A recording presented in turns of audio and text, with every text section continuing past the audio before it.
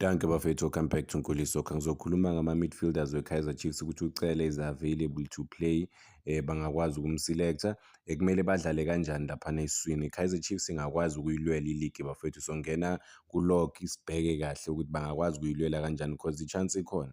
I mean, it's there for the taking for everyone laphana ku-top 4, top 3. Okay, ithi ngiqale nge-statement se-Kaizer Chiefs bafethu. I-Kaizer Chiefs ithe it's been a tough journey at times laphana for bona as a team, but bacele ama-fans bafethu ukuthi basupporte i-team. Nasi statement sabo bathi let's unite, bathi badinga ama-fans more than ever.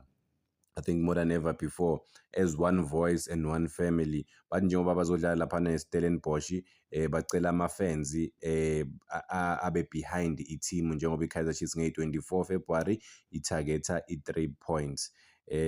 But after a spirited CAF Confederations Cup run, bageja kancane laphana ukuya kuma-knockout stages nge-goal difference.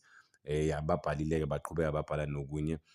Would you go to the stadium and support Kaizer Chiefs? That's the question, because ngizwe abantu bakuma-branch different engaziyo ukuthi basupport Kaizer Chiefs through and through each and every single day, whether Kaizer Chiefs idlala kuphi, but bayaya abantu, but manje abanayo confidence ye-team, abanye baze bafuna noku-strike.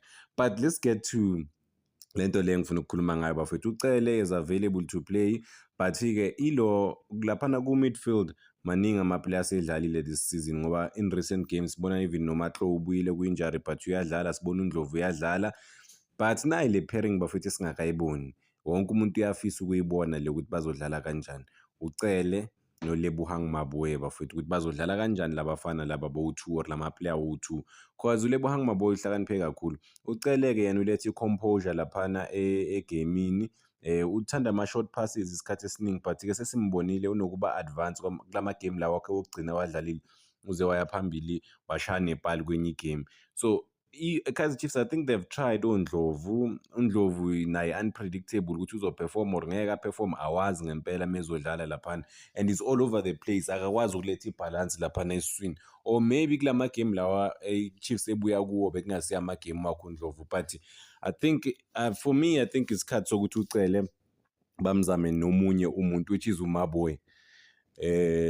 I-superstar vele uMaboe, siyamazi, like umjidi uyalazi ibhola more than abantu abaningi laphana ku-Kaizer Chiefs. It's not even about ukulazi ibhola, but ukumisela kwakhe me laphana egroundini, uyayibona i-work rate yakhe ukuthi serious.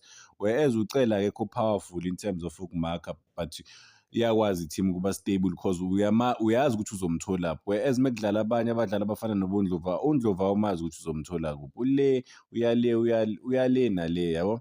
But yeah, exciting games to come. Midfield the-Kaizer Chiefs sobona ukuthi bazokwazi ukumnika uCele i-opportunity. Siyazi ukuthi watlasha nabo-coach ngendaba za-technical decisions nezinye izinto. Sithemba ukuthi o-coach ngeke bathathe izinto personally, bazomnika naye i-fair chance ukuthi adlale laphana. Because what I don't understand ukuthi, well, you don't know ukuthi kuzodlala abantu, because noNgcobo angaqala i-next game. Yabona uNgcobo sekunesikhathi angadlali, but angaqala i-next game.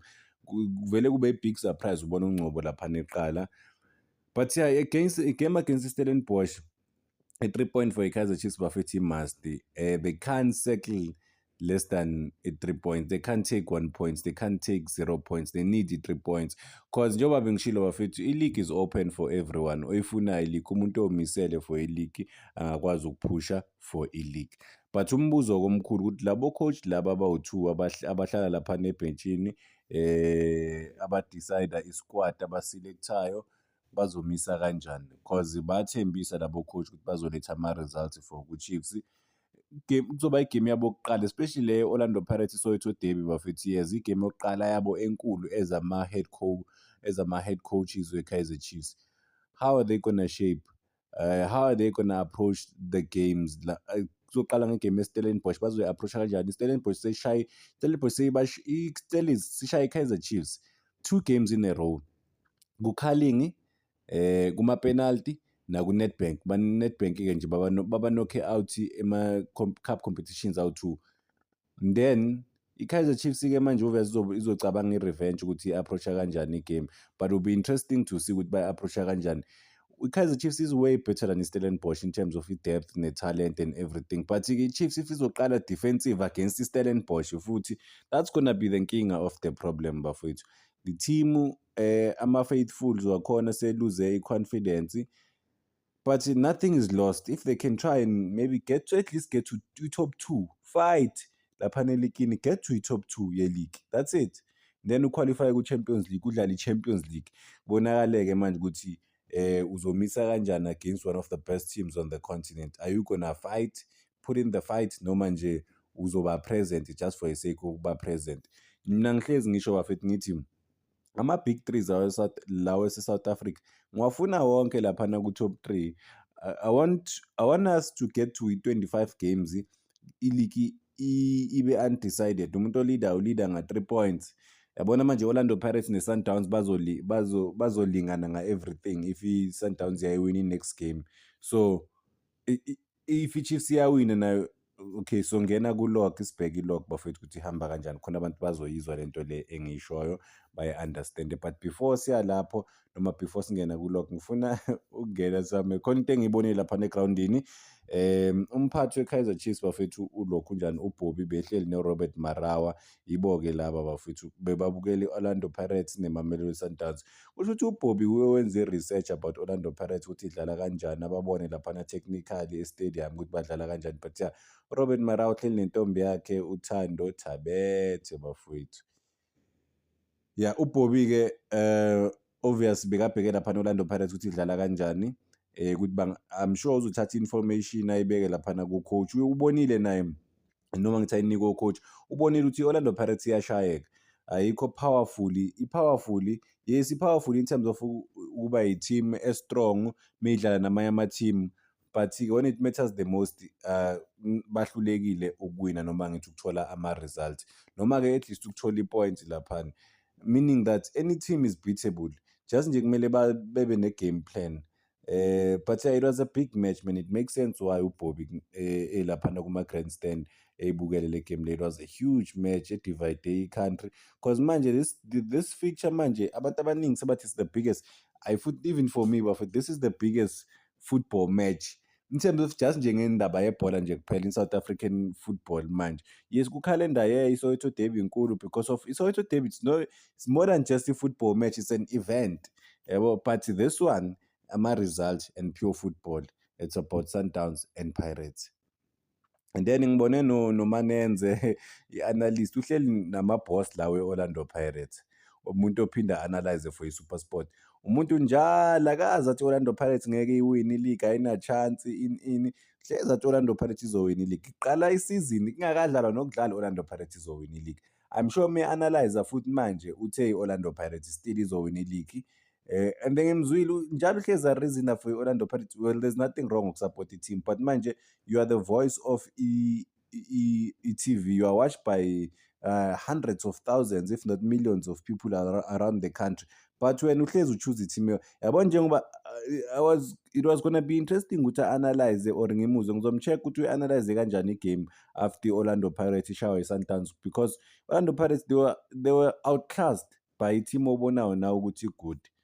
So but so thina abantu if baba bias direct njalo, I think ukujaja i-match fairly, ungajaji based on ukuthi abangani bakho obani basey'khundleni, so you cannot be seen or heard ukhuluma against leyo team leyo. You're not against i-team, usukhuluma iqiniso. Sundowns, they were by far the better team and they showed ukuthi ama-champions. Lokho kumele sibancome ngalokho. And then yes, the league is not gone ngoba Orlando Pirates iluzile, but siyasi-analyze-ni ngokweqiniso bafethu siku-national TV. Asingeneni-ke ku-log-ke bafethu, nayi i-log la. Orlando Pirates leader nga-38 points, Sundowns na-35, but Orlando Pirates idlale 17 games, Sundowns idlale 16 games. I-Sundowns mayiwina iba na-38, ilingana ne-Orlando Pirates. Nesikhukhune naso sikhona, but sedlale 18 games, sina-32 games, sina-32 points man, idlale 18 games.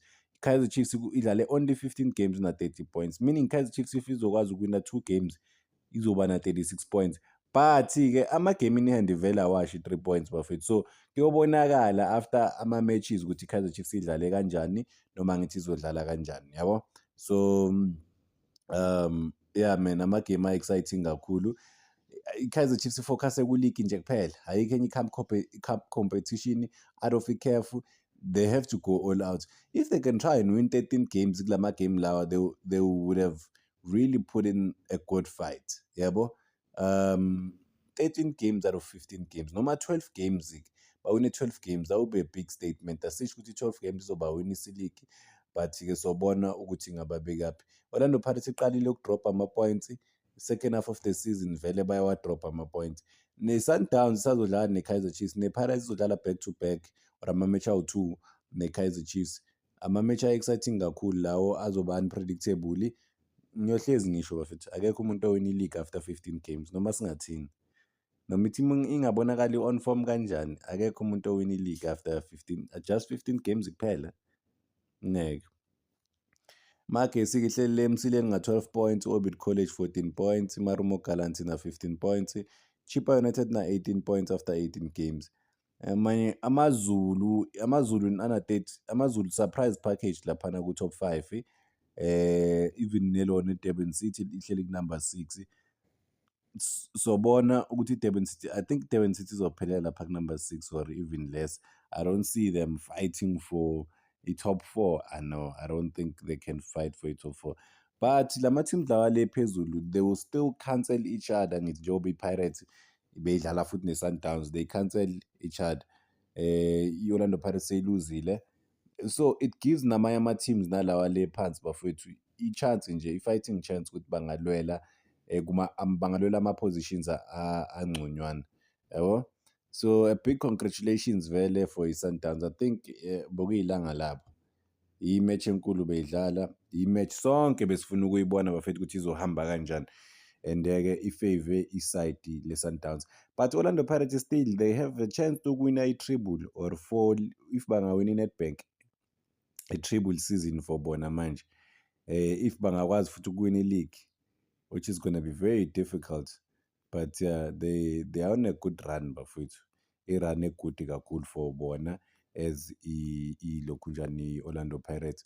As I thought I thought Sundowns was surprised nguSaleng, because I kept seeing this thing online. I-Sundowns beyizivezela ukuthi uSaleng uyajima ne-team. I don't know if maybe bekuyiplan lokudistract Orlando Pirates, bacabanga ukuthi uSaleng uyeza but akaka-recover kahle, usaseku-recovering phase. But I thought maybe bangasurprise nguSaleng, but it was not meant to be. Zange basisurprise laphana abafowethu be-Sundowns ukuthi idlalise uSaleng. Ezinye singabheka zaku-Betway Premiership iziphi ngempela bafethu, iy'ndaba ezinye sophinde siyikhave, esingakhavanga manje ezinye sophinde siyikhave ngempela. Cela ukubamba lana okwamanje bafethu. Danko, cela ningakhohlwa uku-like and subscribe, making sure ukuthi ipage liyakhula lifika ku-20,000 subscribers.